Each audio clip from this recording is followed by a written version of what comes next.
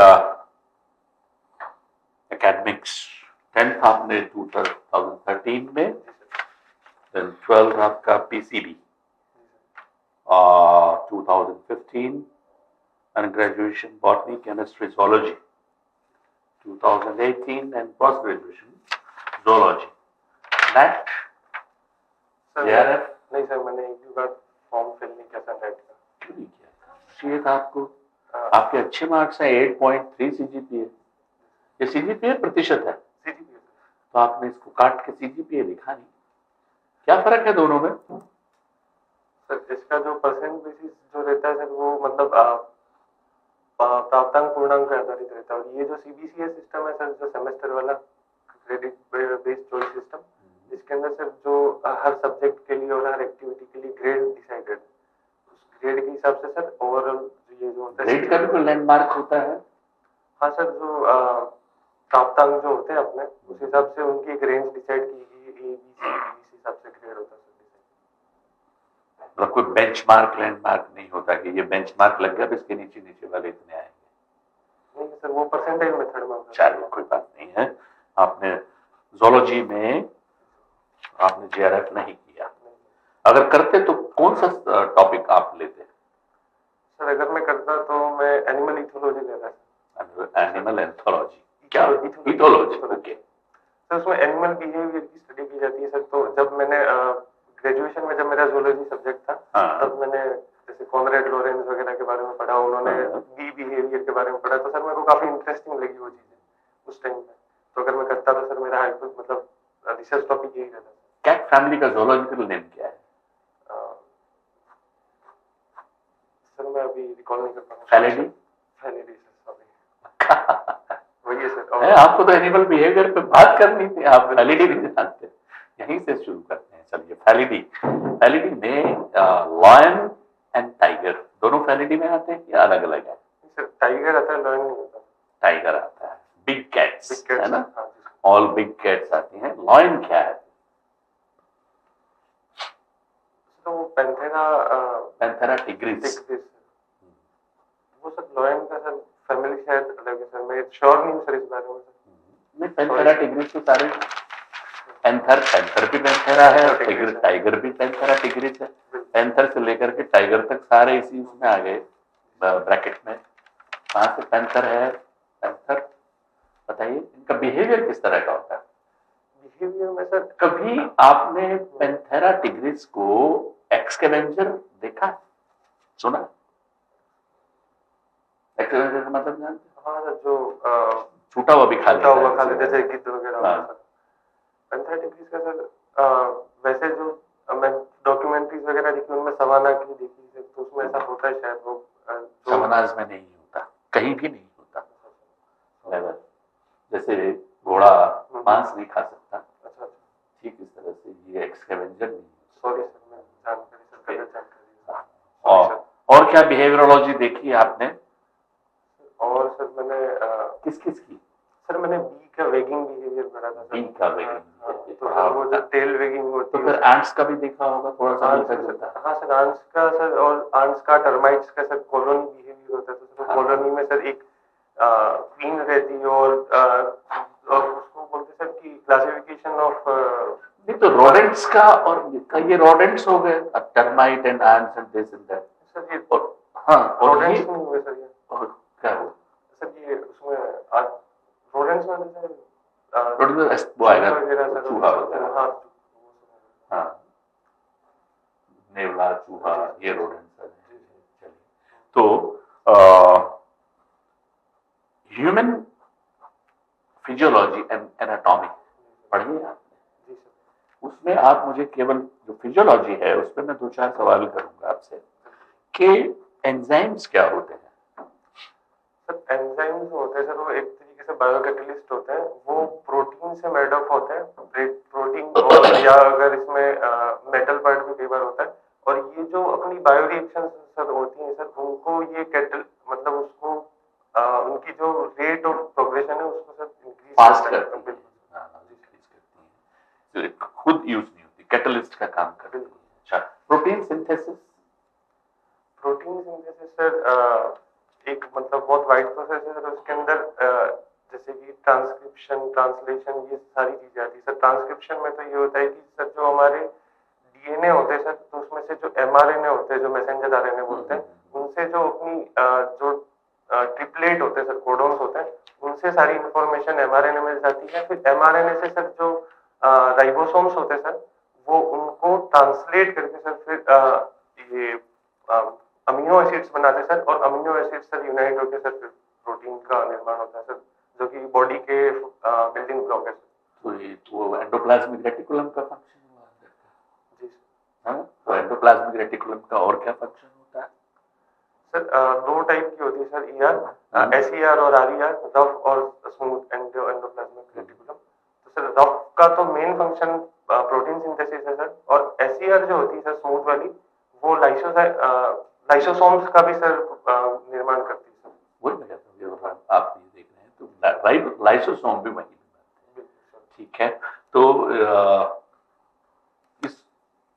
जो ईआर है endoplasmic reticulum, ये बड़ी इरेगुलर सी स्ट्रक्चर होती है सेल में, क्यों होती है?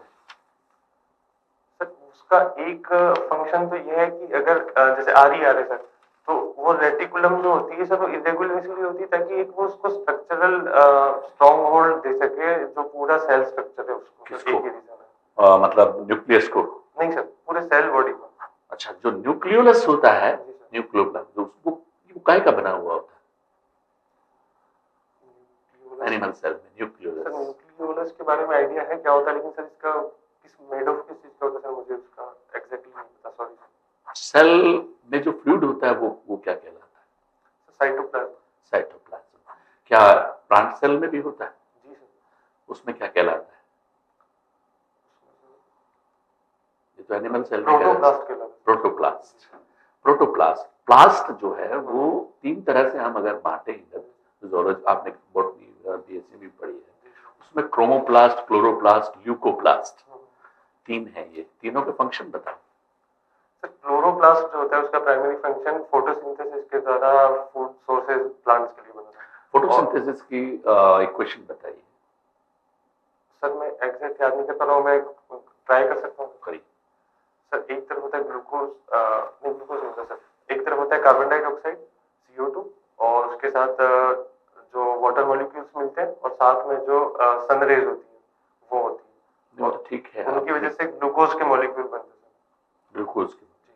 जी सर, C6H12। अच्छा, ग्लूकोज, डेक्सट्रोज और फ्रुक्टोज, इनका बॉडी में क्या फंक्शन है और इनका फॉर्मूले बताइए तीनों के अलग अलग। सर ग्लूकोज और फ्रक्टोज के सर फॉर्मूला सेम होता है?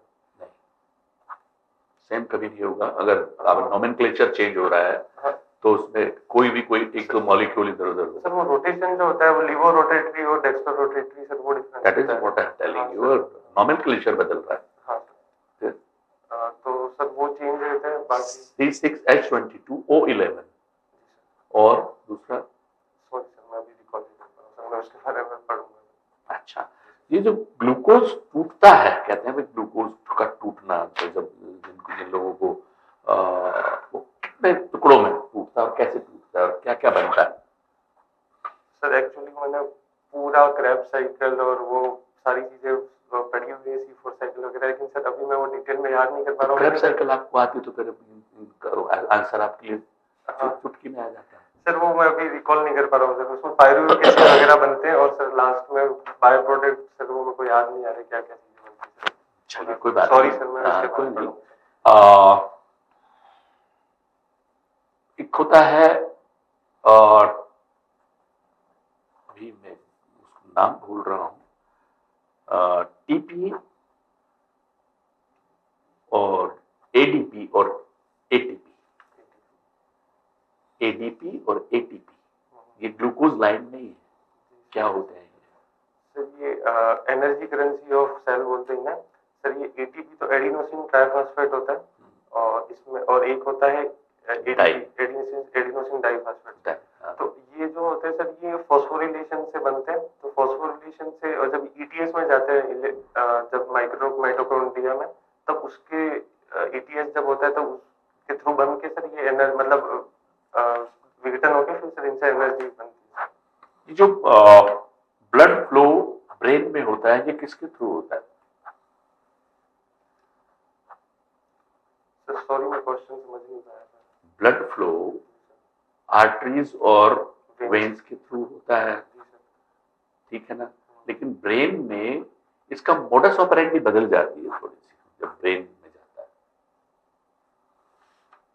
सॉरी सर मुझे जानते हैं। न्यूरॉन्स जानते हैं? न्यूरॉन्स क्या होता है? न्यूरॉन न्यूरॉन सर जो नर्व सेल्स होती है उसकी सब फंक्शनल और स्ट्रक्चरल यूनिट होती है न्यूरॉन्स। हाँ। और ये बॉडी की सबसे लंबी सेल्स होती है सर। तो कितना ये करंट होता है? करंट कितना पास होता है आपको तो मालूम है ब्रेन में करंट होता है? हाँ सर बिल्कुल इलेक्ट्रोमैग्नेटिक। कितना नहीं सर मुझे एग्जैक्ट डेटा याद नहीं कितना होगा सर। तो ये मोटर नर्व्स क्या होती है? सर मोटर नर्व्स वो होती है सर जो अपने ब्रेन से अपनी जो भी ऐसे ऑर्गन होते हैं जो एकदम रिएक्टरी वर्क करते हैं, जैसे कि गर्म लगने पर हाथ पीछे खींचना वगैरह, तो वो उनको कनेक्ट करती है सर, जो हम ऐसे ऑर्गन्स होते हैं। हमें भूख क्यों लगती है और भूख क्यों नहीं लगती? भूखे होने के बावजूद भी हमें भूख नहीं लगती, और हमें भूख लगती है वो क्यों लगती है? Why do we feel hungry? Why appetite comes from brain? Sir वैसे देखो तो भूख मतलब खाना बॉडी की एनर्जी नीड्स के लिए जरूरी है, तो जब खाना नहीं मिलता है सर तो ब्रेन के अंदर नहीं, कई बार खाना नहीं, स्पेशल 3 दिन हो जाते हैं आदमी को और उसको भूख ही नहीं लगती, वो खाता ही नहीं है, दिन से नहीं खाता। सर वो बॉडी होती है जो वो स्टोर्ड फैट और जो कार्बोहाइड्रेट होती है उनको सर वो ग्लूकोलाइसिस के द्वारा सर उसका यूज करने लग जाती है। लिवर बायोलॉजिकल वॉच क्या होती है? सर बायोलॉजिकल वॉच ये होती है कि जो मेलाटोनिन हार्मोन है और भी सर काफी हार्मोन है, सेरोटोनिन डोपामिन वगैरह जो न्यूरोट्रांसमीटर्स भी है, वो जो न्यूरोट्रांसमीटर पॉजिटिव भी होते हैं नेगेटिव भी होते हैं? नेगेटिव होते हैं। नेगेटिव कौन सा? कोर्टिसोल जैसे एक कॉर्टिसोल। जानवर कॉर्टिसोल एक ही याद है, कुछ और? सर एक सर फिना उसका नाम है सर, सॉरी मैं याद नहीं कर पा रहा उसका, सॉरी सर अभी यही याद कर पा रहा हूँ। पॉजिटिव 5 होते हैं। हाँ। चलो 4 का नाम बताइए। सेरोटोनिन, डोपामिन, ऑक्सीटोसिन और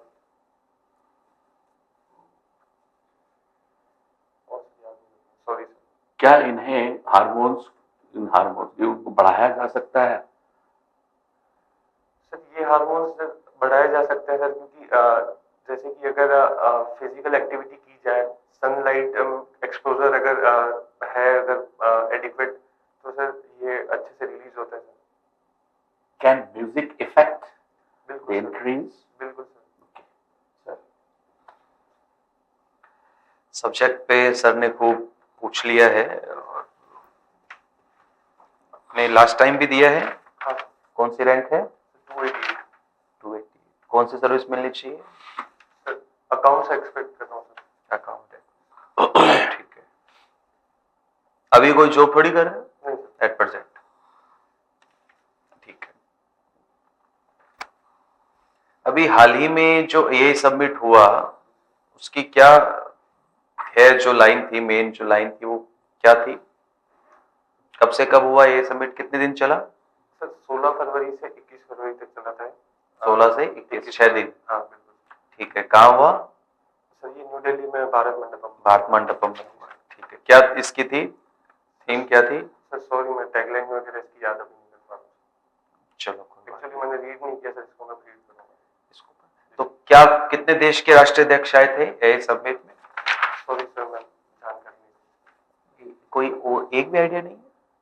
सर एग्जैक्ट फिगर याद नहीं सर, कितने कंट्री ने रिप्रेजेंट कोई किया था। विशेष राष्ट्राध्यक्ष आए हो?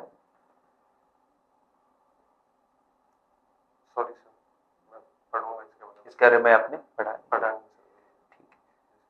डीप फैक्ट क्या है? सर डीप फेक एआई और एआई मॉडल्स द्वारा किसी पर्सन का अनऑथराइज्ड रूप से उसका फेस या फिर उसकी बॉडीली जो कैरेक्टरिस्टिक है उनको कॉपी करके एक झूठे फेक वीडियोस बनाना सर डीप फेक है सर, जो कि एक बहुत बड़ा चैलेंज है सर इंडियन। अभी डीप फैक्ट और ऐसी एआई से जितनी भी जनरेट जो चीजें हो रही है उसके लिए गवर्नमेंट ने कुछ चेंज किए हैं। अपने जो इंटरमीडिएटर्स और जो digital media code of conduct जो रूल्स है 2023 के, उसमें चेंज किया है। जो मध्यवर्ती है, फेसबुक, व्हाट्सएप, इंस्टाग्राम या डिजिटल कोड ऑफ कंडक्ट जो बोलते हैं, उसमें क्या बात मेंशन किया गया है, क्या कहा गया है कि एआई से यदि कोई भी जनित कोई वीडियो सोशल मीडिया पे आती है तो क्या एक्शन लिया जाएगा? मैं सॉरी सर, मैं एग्जैक्ट नहीं बता पाऊंगा, लेकिन मैंने ये पढ़ा था सर कई न्यूज में कि इंडियन मीडिएटीज को एक तो ये सुनिश्चित करना होगा कि अगर कोई भी कंटेंट उनकी वेबसाइट पे आ रहा है या फिर उनके प्लेटफॉर्म पे आ रहा है, तो उसमें एक एआई टैग, अगर उसमें एआई को यूज करके उसका क्रिएशन किया गया तो उसमें एआई टैग का क्लियरली मेंशन होना चाहिए कि ये एआई द्वारा बनाया गया। बिल्कुल, ये लेबलिंग की जाएगी अब। जी सर। और इसके अलावा सर अभी एक एज वेरिफिकेशन के लिए भी एक बात चल रही है उसमें। उसके अलावा ये है कि एआई जो है उसके द्वारा अगर किसी की आपत्तिजनक तस्वीरें या फिर कोई वीडियो या कंटेंट बनाया जाता है तो उसे 24 घंटे के अंदर अंदर हटाने के लिए अगर सरकार बोलती है। 24 घंटे या 24 घंटे था सर, सॉरी सर, मैं श्योर नहीं हूँ सर, मैं पढ़ूंगा इसकी बताइए। चलो, पीछे बात चली थी पैंथर की, टाइगर की, लोइन की, तो राजस्थान में टाइगर हमें देखना हो तो सबसे ज्यादा टाइगर कहाँ, हम टाइगर की सफारी करनी हो, टाइगर साइटिंग करनी हो तो हमें कहाँ जाना चाहिए? सबसे बेस्ट तो सर अगर साइटिंग के लिए रणथंभौर है, क्योंकि उसे लैंड ऑफ टाइगर भी बोलते हैं, क्योंकि अगर पूरे इंडिया में देखें तो सर सबसे ज्यादा टाइगर डेंसिटी रणथंभौर में है। रणथंभौर में। तो कितने टाइगर्स हैं रणथंभौर में? सॉरी सर, मैं अभी एग्जैक्ट नहीं याद कर पा कितनी, पूरे इंडिया में कितनी है टाइगर सर। रिजर्व एरिया जो है, tiger reserve? Tiger reserve sir रफली सर 52 के आसपास है। 52। पहला टाइगर रिजर्व सर पहला जिम कॉर्बेट। जिम कहाँ है? ये सर उत्तराखंड में। कोई रिवर के पास है? ये है रामगंगा रिवर शायद वहां से। ठीक है। अपने वन और पर्यावरण मंत्री कौन है अभी राजस्थान के? भूपेंद्र यादव, श्रीमान भूपेंद्र यादव। नहीं, राजस्थान के पर्टिकुलर। अच्छा, राजस्थान तो सेंटर में है, मंत्रालय उनके पास, वन और पर्यावरण विभाग। राजस्थान के सर, सॉरी सर, मैं याद नहीं कर पा रहा। ठीक है। ये जैगुआर होता है, ये किस कैटेगरी में आता है? सर जैगुआर जो ये जो बिग कैट जो स्पीसीज है, 6 होते हैं इसके अंदर सर, उसी के अंदर आते हैं। बिग कैट में और कौन कौन से आते हैं? 6 होते हैं कि 7 होते हैं? 6 होते हैं। कौन कौन से? बिग कैट में सर एक तो टाइगर हो गया, टाइगर, पैंथर,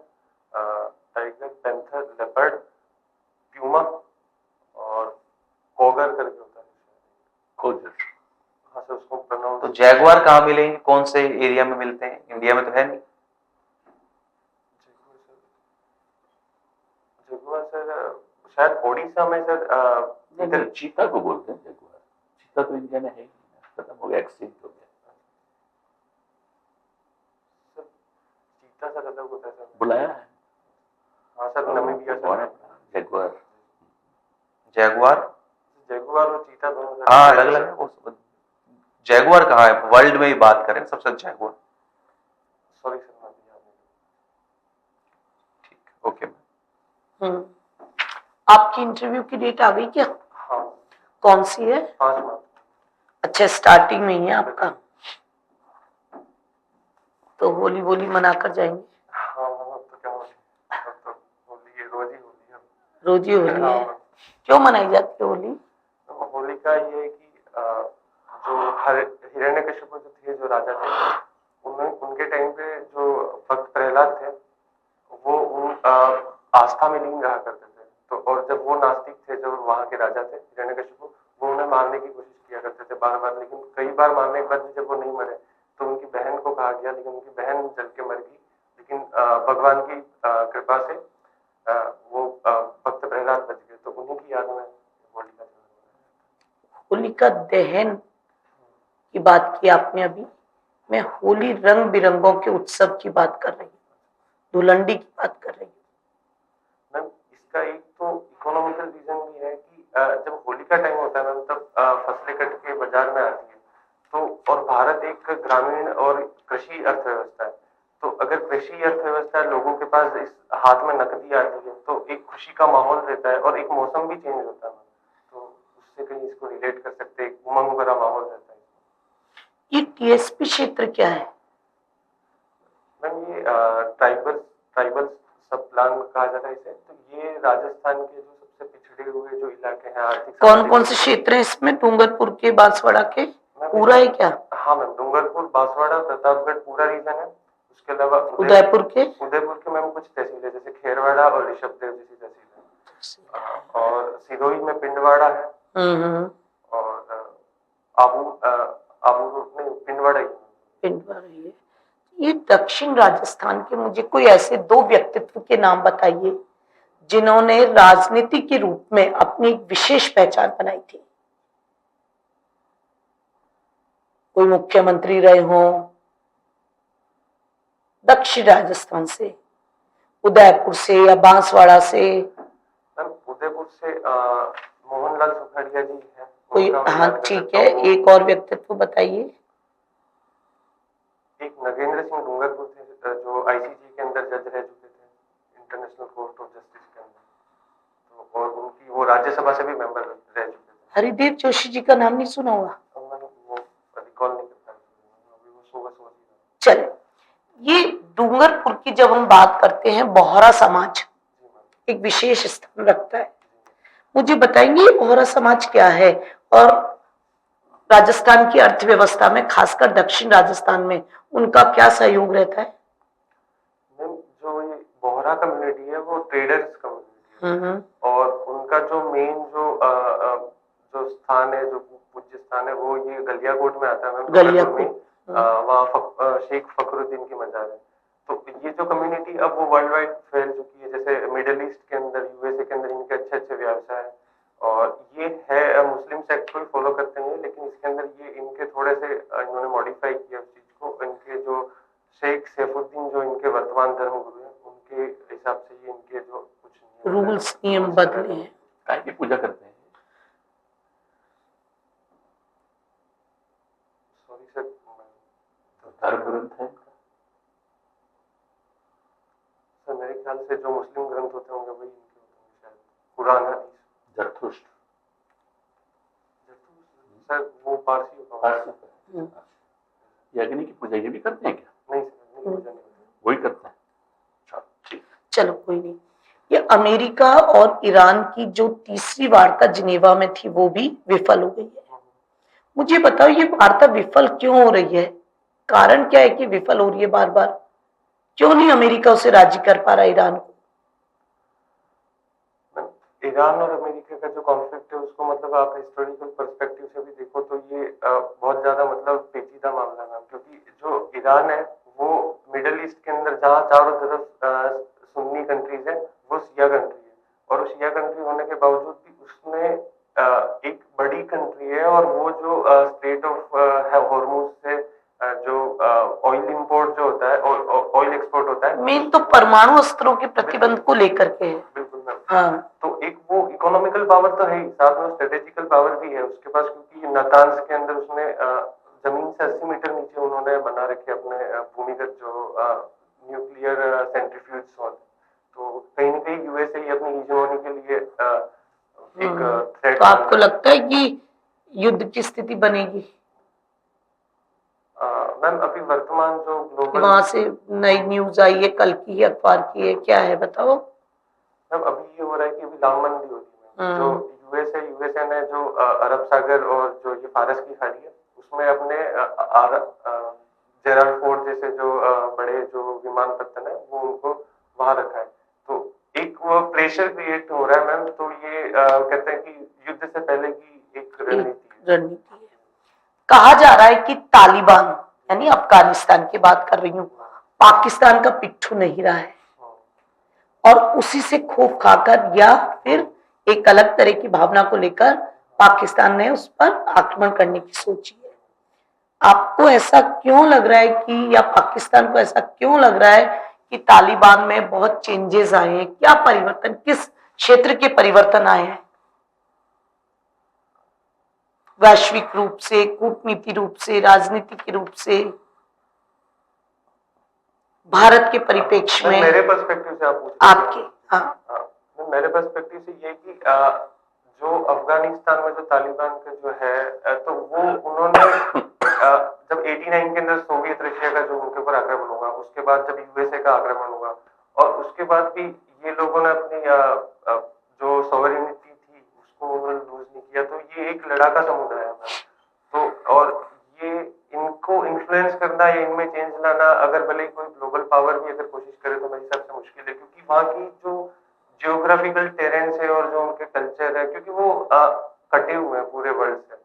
अफगानिस्तान में तो टोटल चेंजेस आ गया, वो पूरा बिल्कुल पूरा चेंजेस आ रहा है, जिसके कारण ही पाकिस्तान नहीं चाह रहा ना इतना डेवलपमेंट और विकास कर पाए।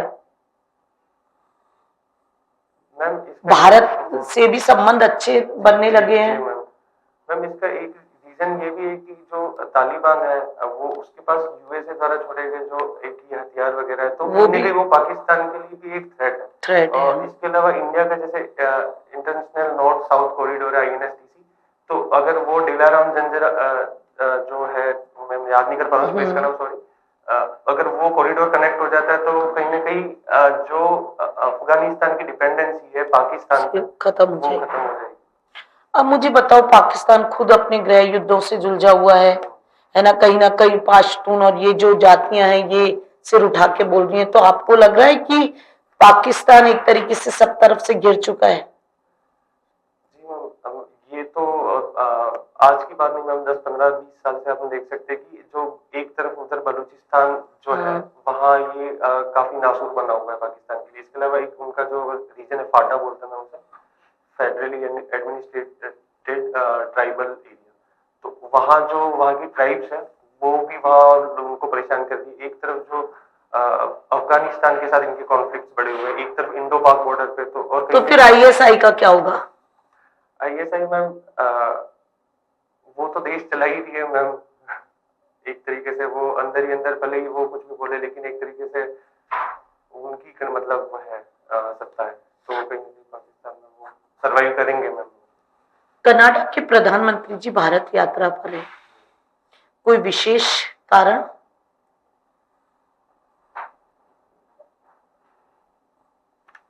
वो एक छवि को तोड़ने का प्रयास कर रहे हैं, क्या थी खालिस्तान को लेकर के? उनसे पहले अभी जो वर्तमान जो PM है मार्क कार्नी, उनसे पहले के जो PM थे जस्टिन ट्रूडो, उनकी एक थोड़ी सी लेफ्टिस्ट इमेज थी, और वो जो इंडिया में जो बैन ग्रुप थे जैसे बब्बर खालसा और सिख फॉर जस्टिस, उनका उन्होंने समर्थन किया और कहीं ना कहीं खालिस्तानी मूवमेंट को वहाँ थ्राइव होने दिया, क्योंकि वहाँ उनकी पॉपुलेशन भी बहुत ज्यादा है। तो कहीं ना कहीं इससे डिप्लोमेटिक रिलेशनशिप थे इंडिया के साथ वो कहीं ना कहीं बिगड़े थे, तो वो ये जाएंगे क्या पंजाब जाएंगे, पंजाब दौरा करेंगे क्या ये? मैं श्योर नहीं हूँ, मैंने इतने रीडिंग पढ़ी नहीं। चलो एक अंतिम क्वेश्चन, भारत ने विगत वर्षों से 2025 से 26 के बीच में लगभग अधिकतर देशों के साथ व्यापारिक समझौते कर लिए और अभी चल भी रहे हैं। मुझे बताइए, इन व्यापारिक समझौतों का वैश्विक परिदृश्य में खासकर चीन और अमेरिका के संदर्भ में क्या प्रभाव पड़ने वाला है? भारत की स्थिति मजबूत होगी, क्या होगी, आपके विचार बताइए। मैं जो ट्रेड एग्रीमेंट हुए इनको एक बहुत सही चीज मान रहा हूँ, और क्योंकि एक आप इसे मजबूरी या फिर एक अपॉर्चुनिटी दोनों की तरफ देख सकते हैं मैम, क्योंकि जो अभी यूएसए में जो अनसर्टेनिटी है कि वो कभी भी टैरिफ को बढ़ा देते हैं, घटा देते हैं या पेनल्टी लगा देते हैं। दूसरी तरफ चाइना जो है वो जैसे कि हमने अप्रैल 2025 में देखा, उन्होंने यूएसए को घुटने रेयर अर्थ एलिमेंट्स के मामले में घुटने टेकने पर मजबूर कर दिया। तो कहीं ना कहीं सप्लाई चेन मैनेजमेंट और रेजिलियंस होना बहुत ज्यादा जरूरी है, क्योंकि मैम AI और इमर्जिंग टेक्नोलॉजीज के काल में हमको सेल्फ रिलायंट बनना ही पड़ेगा मैम, भले ही वो इंफ्रास्ट्रक्चर में या फिर रॉ मटेरियल में। Thank you madam ji. Right sir, मिलते हैं अभी 1 मिनट बाद। अभी आपके सेशन ओवर हो गया, इंटरव्यू ओवर, 1 मिनट बाद आपको बुलाते हैं। Thank you. Okay okay.